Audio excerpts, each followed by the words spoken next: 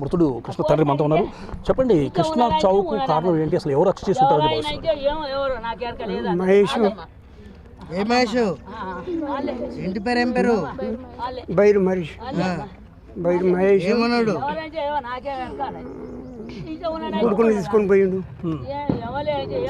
వాళ్ళు వాళ్ళు ఎవరు కోట్ల సైజులు కొడుకులు, కోట్ల సైజులు ఇంకా 10 మంది కలిసి కొట్టిన కొడు. నిన్న పొద్దున 8 గంటలకు వచ్చి నాకు ఇడ్లీ ఇచ్చిపోయి నా కొడుకు. అంటే ఇంట్లో ఉన్నాయని బయటకు పిలిపించుకొని చెప్పారా? నన్ను బయటకు పిలిపించాడు.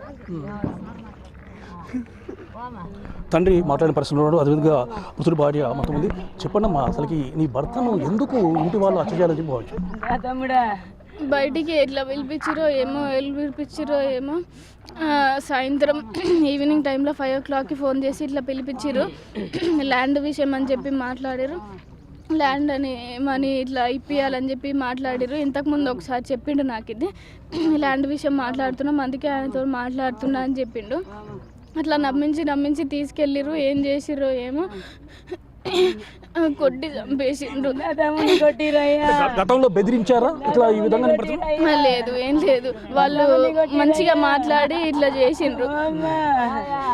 రాత్రి ఎన్ని గంటలకు పిలిపించారు కృష్ణ? 5 o'clockకి ఇంట్లో నుంచి వెళ్ళిపోయిండు ఈవినింగ్. ఇంకా మళ్ళీ రాలేదు. ఇంకా నైట్ ఫోన్ చేసావా ఇట్లా కృష్ణ ఎక్కడ ఉందో తెలుసుకోవడానికి? ఫోన్ నా దగ్గరనే ఉంది, బంటిది నా దగ్గరనే ఉంటే ఇంకా ఎవరి దగ్గరికి వెళ్ళిండో వాళ్ళకి ఫోన్ చేసిన నేను. బైర్ మహేష్కి ఫోన్ చేస్తే ఆయన లిఫ్ట్ చేయలేడు. ఇంకా కాసేపటికి ఇంకా 2 అవుతుంది, 3 అయ్యేసరికి ఇంకా వస్తలేడు అని చెప్పి మా వదినకి ఫోన్ చేసిన నేను. ఫోన్ చేసి ఇట్లా ఇంకా రాలేడు వదిన అని చెప్పి, ఇట్లా లాస్ట్ కాల్ ఈయనతోనే మాట్లాడండి అని చెప్పి నేను నెంబర్ ఇస్తే స్విచ్ ఆఫ్ వచ్చింది ఆయనది. నేను చేసిన మళ్ళీ స్విచ్ ఆఫ్ వచ్చింది. 6 o'clockకి చేసిన, 5 o'clockకి చేసిన, ఎప్పుడు చేసినా ఇంకా స్విచ్ ఆఫే వస్తుంది ఆయన ఫోను. కృష్ణకు సంబంధించేసి మీ కుటుంబ సభ్యులు కాకుండా ఇంకా వేరే ఎవరైనా శత్రువులు ఉన్నట్టు మీకు ఏమో తెలుసా? ఏం లేదు, ఎవ్వరు లేరు.